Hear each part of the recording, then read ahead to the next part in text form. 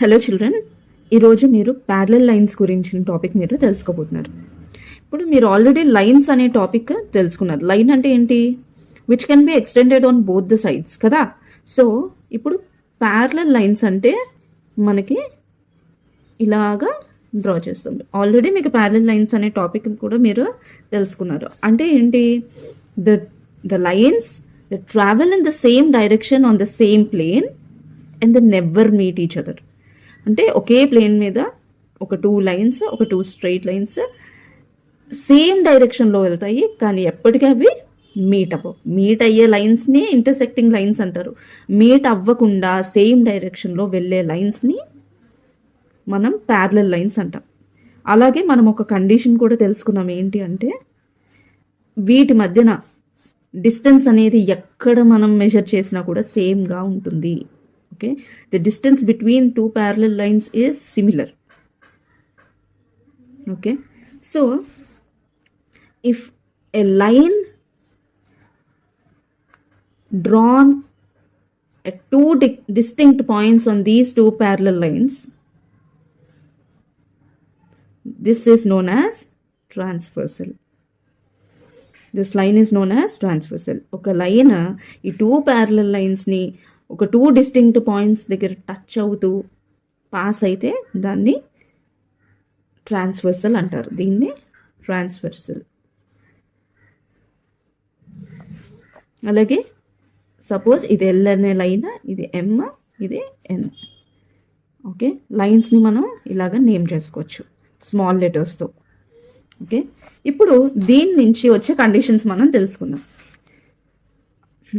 Suppose ఇది 1 2 3 4 5 6 7 8. So మనం దీన్ని నేమ్ చేసుకున్నాం.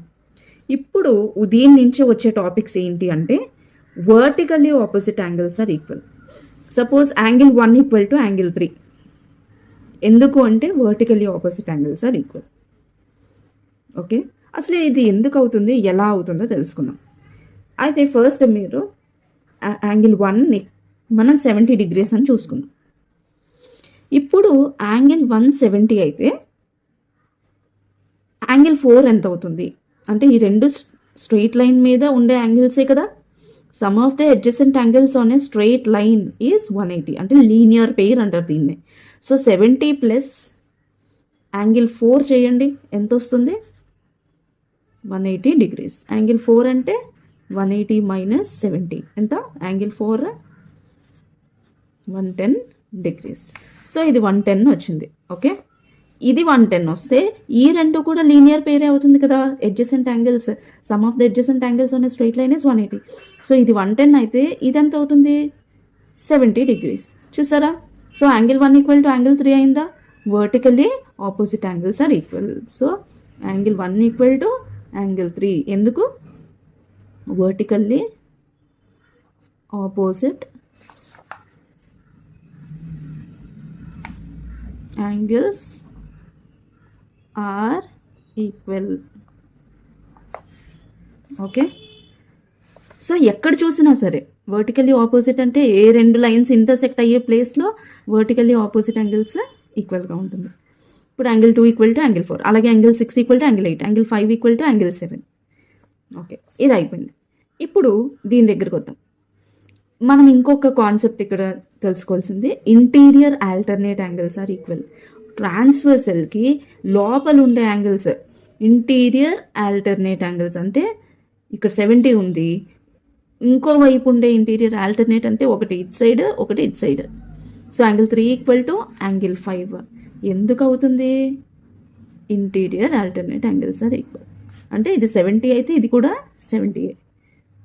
ఇంటీరియర్ ఆల్టర్నేట్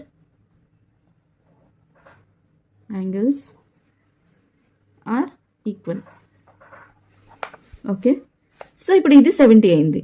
ఇందాక లీనియర్ పేర్ యూజ్ చేసుకుని ఇది కూడా చేయొచ్చు కదా. 110 degrees. చూసారా? Interior alternate angles are equal. ఇప్పుడు ఇది ఎంత అవుతుంది? 70 degrees. ఇది 110 degrees. Vertically opposite angles are equal. ఇప్పుడు దీన్ని బట్టి మనం ఇంకొకటి రాయొచ్చు. Exterior alternate angles. ఒకటి ఇవతల పక్క ఉన్న ఇంటీరియర్ యాంగిల్స్ ఎలా ఈక్వల్లో, అలాగే ఎక్స్టీరియర్ అంటే ఈ 2 ప్యారలల్ లైన్స్కి బయట ఉండేవి ఎక్స్టీరియర్ అంటారు, 2 ప్యారలల్ లైన్స్కి లోపల ఉండేవి ఇంటీరియర్ అంటాం. ఓకే, ఇప్పుడు బయట ఉండే యాంగిల్స్ కూడా equal. Angle 1 equal to angle 7. ఎందుకు? Exterior alternate angles are equal.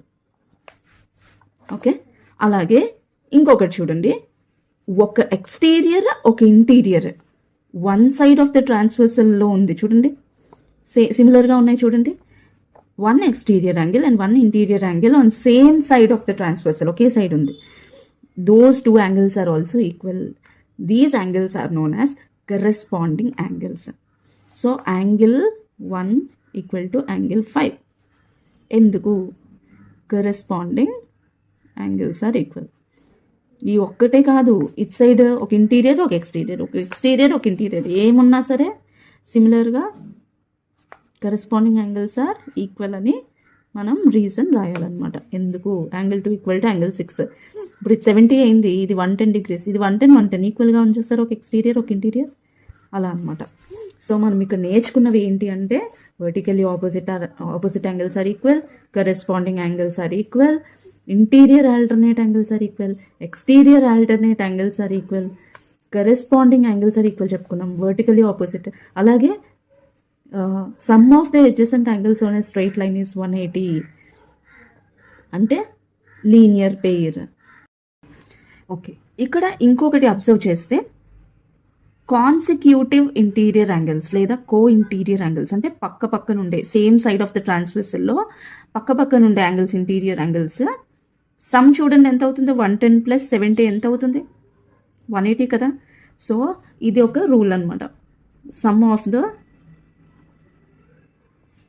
Consecutive angles అంటే పక్కన ఉండేవి, consecutive angles are co interior angles